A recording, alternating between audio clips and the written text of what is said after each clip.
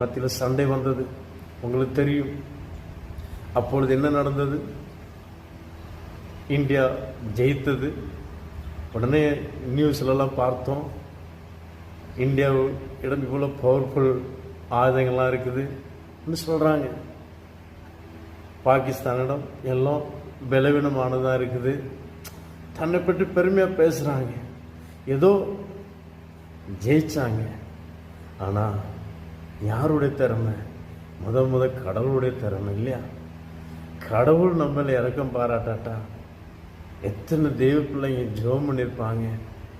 Border security ஃபோர்ஸில் வேலை செய்கிற எத்தனை கடவுளுடைய பிள்ளைங்க இப்போ ஆண்டரோடு போராடி யுத்தம் பண்ணியிருப்பாங்க. அதெல்லாம் நம்ம நினைச்சு பார்க்காண்டாமோ? பார்டர் செக்யூரிட்டி ஃபோர்ஸில் வேலை செய்கிற ஒவ்வொரு ஃபோர்ஸ் வீரர்களும் ஆண்டோட சமூகத்தில் போராடி ஜெபிச்சிருப்பாங்க, கண்ணீரோடு ஜெபிச்சிருப்பாங்க, அவங்க குடும்பத்தார் ஜெபிச்சிருப்பாங்க.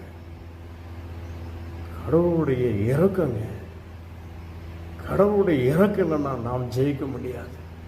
அவருடைய இறக்கம் இல்லைன்னா நாம் இன்று உயிரோடு இருக்க முடியாது. அவருக்கு தான் துதிக்கான மகிமையெல்லாம் செலுத்தணும், நமக்கு ஒன்றுமே இல்லை.